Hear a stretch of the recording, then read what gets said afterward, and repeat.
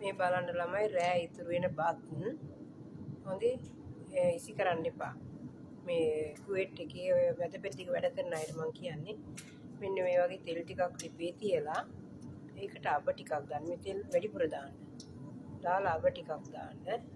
දාලා මේක මේ ඉන්දියාවේ නංගි කෙනෙක් මේ හදන්නේ. මේ හමු පරිප්පු තියෙන්නේ. මේ පරිප්පු ටික හොදන්නේ නිකම්ම දාන්න. හරි. හොදන්නතු පරිප්පු ටිකක් ගන්න හිම ටෙම්පරාදු දෙන්න ඇරලා බලන් ඉන්න. ඊට පස්සේ අවුමිරිස් හරි අර මිරිස් අවුමිරිස් ටික ලොකු මිරිස් කියන්නේ. ඒව දාන්න. ඒක සැරයි ඒවත් මොකද බැදින්න ගන්නවා යා. ලුණු හිම දාන්නේ. අබයි එළුයි පරිප්පුයි මේ මිරිසුයි දාලා දෙන්න ගන්නවා. මෙදලා පැතිගෙන එනකොට ඔන්න සුදු ලුණු පොත්ත පිටින්ම කලලා දාන්න.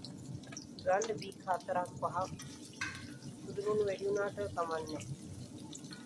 4ක් 5ක් සම්පූර්ණ ලොකු විදියක් කරන් කල්ලා දැම්මත් කමන්නේ. මෙයා ඒක බැදෙන්න හරිනවා. බැදෙන්න ඇදලා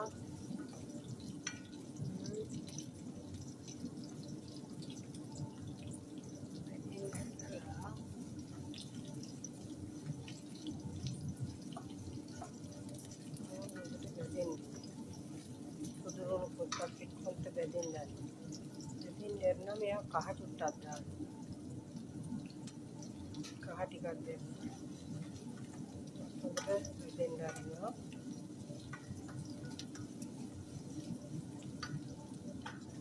එයා කෑලි මිරිස් දාන්න යන්නේ. කෑලි මිරිස් පොඩි හැන්දේ 3ක් එකට දාන්න. හරිම රසයි මේ බත් ටික. මෙයා දවස් දෙකක් ඉතුරු බත් විසි කරන්න එපා කියලා හැදුවා. කෑලි මිරිස් දෙන්න හරිනවා. දෙන්න ඇදලා ඔන්න දැන් එයා ලුණු දාන්න. මේ ටෙම්පරාදුවකටම ලුණු දැන් දෙකක් දාන්න. හරිද?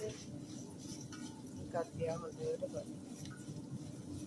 හරිම රසයි මේ බත් ටික ඇඹුල් රහට එනවා. ඇඹුල් රහට එන්නේ මොකද කියලා මේක තාචුට්ටකින් යා දාන්න දී මම පෙන්නන්නම් නේ. ඔන්න ඇඹුල් රහට එන්නේ මොනවද දන්නවද? මේ තියෙන්නේ අර සියඹලා ඇට හරි කමන්නේ වල ඉස්ම හදාගන්න. නැත්නම් අර සියඹලා ඉස්ම බෝතල් තියෙනවා. මොකක්ද ඒක කියන්නේ හින්දි තමොර් නේද?